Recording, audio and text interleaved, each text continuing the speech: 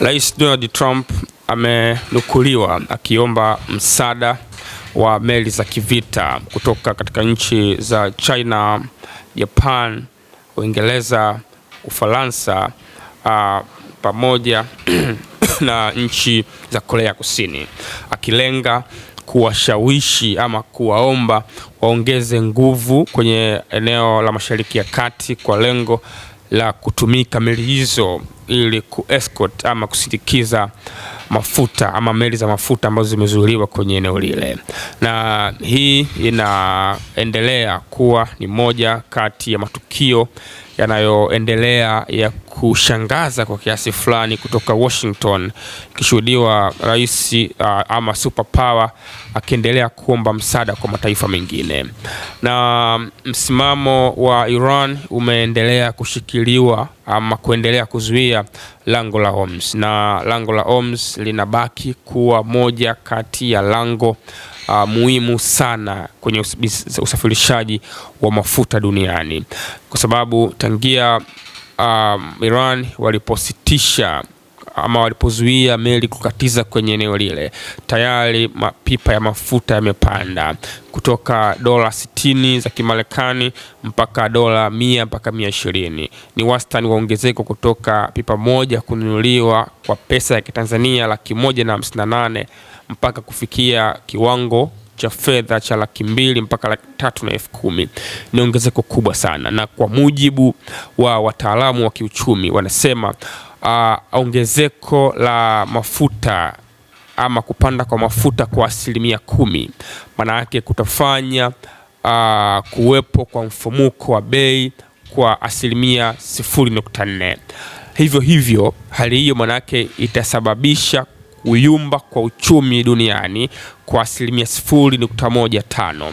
Maana yake athari za mafuta zinaathiri moja kwa moja eneo zima la kiuchumi kote duniani. Lakini bado Rais Trump ameongeza askari wa kusindikiza mapipa ya mafuta. Washington imetoa askari zaidi ya 2,500 kutoka kwenye meli ya kivita ya USS Tripoli iliyoko Japan, inasogea eneo la Mashariki ya Kati. Wanaenda kuungana na askari zaidi ya 40,000 waliopo eneo la Mashariki ya Kati. Kwa hiyo maswali yanabaki kwamba Mashariki ya Kati kuna askari usipungua 40,000 kwenye kambi zote za Marekani. Hawa 40,000 wameshindwa escort meli za mafuta. Ni vipi askari 2,500 kutokea kwenye USS Tripoli wanaweza kufanikisha hilo? Haya yanabaki kuwa maswali ndani ya bracket. Kuna namna ya Marekani watakavyoweza kufanikiwa kwenye eneo hili, lakini Trump ameendelea kutoa kauli akisema Marekani ni taifa imara na wanao uwezo wa kufanya jambo lolote duniani. Lakini kauli hizi zimekuwa kwa nyakati fulani zikipingwa na kutokea Tehran. Moja kati ya majenerali wa jeshi la Iran, Ibrahim Jabari, alinukuliwa akisema wakati Trump anazungumza mbele ya media juu ya ukubwa wa taifa lao, lakini kiuhalisia eneo la Mashariki ya Kati meli za Marekani ziko umbali wa zaidi ya kilomita 100 kutokea pale ambapo Irani wameweka territory yao, wameweka mipaka yao. Kwa hiyo wamesogea zaidi ya kilomita 100 kuogopa kile walichokiita mashambulizi ya Irani dhidi ya meli hizo. Kwa hiyo unaweza kaona kwenye eneo la field hali iko hivyo, lakini bado Rais Trump ameendelea kuchukua hatua kadhaa kule Marekani, ikiwemo kuzuia baadhi ya vyombo vya habari kuripoti taarifa za kijeshi, na tayari yako mabadiliko madogo ambayo yameonekana kwenye media pale Washington ambazo zinazuiliwa kuripoti moja kwa moja matukio ya kijeshi, badala yake mpaka kwa ruhusa maalumu kutokea Pentagon. Kwa hivyo unaweza ukaona, lakini wamefikia hatua pia hata ya kutishia kufunga leseni kwenye baadhi ya media ambazo wanaripoti kinyume na uhalisia ama wanaripoti kwa mujibu wa kinyume cha uhalisia kutokea Washington. Maana yake wanaripoti ukweli ambao Marekani hautaki kuona ukisambaa kote ulimwenguni. Kwa hivyo hali ya mzozo imefika katika katika kiwango hicho. Lakini tumeshuhudia pia Marekani wakiendelea kushambulia miundombinu ya Iran, na hapa tunachokuja kukiona ni kwamba wakati Marekani wanafanya preemptive strike na kuwaua viongozi wa Iran, maana yake tunasema walifanikiwa kwa 100% kwenye eneo lile la kimbinu, kwa maana ya tactical walikuwa wamefanikiwa kwa 100% kabisa. Lakini eneo la mikakati, hapo ndipo tunaposema Marekani wamefail, kwa sababu mikakati yao ilikuwa baada ya preemptive attacks kwa maana preemptive strikes na kuua wale viongozi, maana yake watengeneze hofu kwa taifa la Iran kuanzia serikalini mpaka kwa wananchi, lakini pia wawashawishi makundi ya waandamanaji waweze kuandamana na kupinga serikali yao, kitu ambacho Tehran wamekizuia na kipo kabisa. Maana yake strategically Marekani wamefeli kwenye eneo hilo. Sasa wanachokifanya sasa hivi ni nini? Ni kuharibu miundombinu, na ndio maana wanashambulia maeneo ya mafuta ya Tehran. Wameshambulia jana kwenye kisiwa muhimu kabisa cha Kargi kilichopo nje kidogo ya Tehran na kuharibu baadhi ya miundombinu. Ni hatua maana yake wanachukua kudhoofisha kiuchumi Iran. Maana yake kwenye eneo la kijeshi ni kama vile wameshindwa, wanachokifanya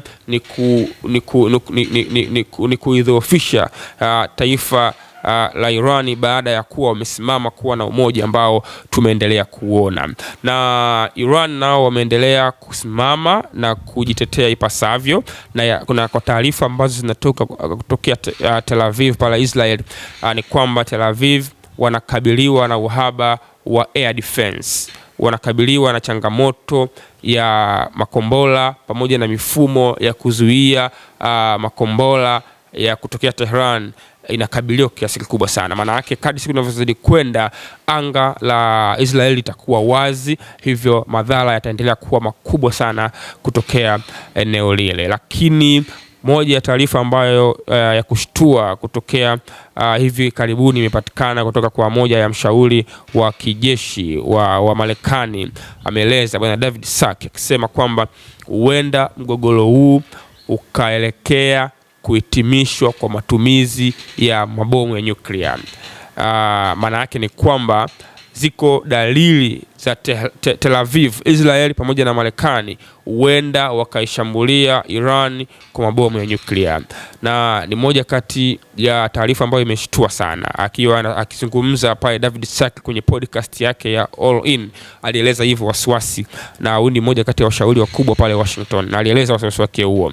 Lakini pia hii inaweza kawa pia ni mbinu ya kujaribu kupima reaction kutokea Tehran, kwa sababu kwa mazingira ya Tehran yalivyo, namna wanavyojiamini, namna wanavyojibu kwa ujasiri, huenda Tehran nao pia wana nyuklia, ingawa IAEA walikanusha kwa sababu zao, kwa utafiti wao walisema Iran hawana nyuklia. Lakini hatuwezi kutoa 100% kwa sababu hata Pakistan wakati wanafanya uranium enrichment mpaka wanakwenda kufanikisha, hakuna mtu aliyekuwa anajua. Walikuja kuitangaza dunia kwamba tunakwenda kufanya majaribio ya nyuklia, ndipo dunia ikashtuka kwamba Pakistan wanamiliki nyuklia. Kwa hivyo inawezekana kwa Iran, kwa sababu ikumbukwe Iran wamefikia kiwango cha enrichment cha 60%.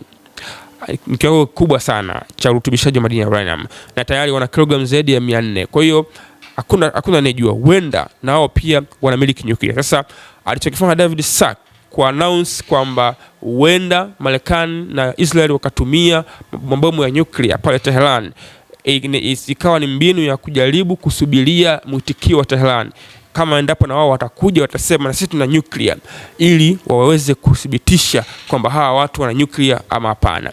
Na endapo watasema hivyo, maana yake mzozo unaweza kaisha mara moja, lakini vikwazo vinaweza vikaongezwa kwa taifa la Iran, na wanaweza kuwa na hali mbaya zaidi ya kiuchumi kuliko ambayo walikuwa nayo hapo kabla. Kwa hivyo hali ya mzozo iko hivyo, bado vita ni ngumu, na Marekani wako katika hali ngumu kwa sababu kimbinu walifanikiwa, lakini kistrategically kwa maana ya kimikakati wamefeli kwenye vita hii. Nimefikia tamati na inakutakia usikilizaji mzuri wa vipindi vingine kutokea hapa Nchi ya Digital, na kwaheri kwa sasa. Asante.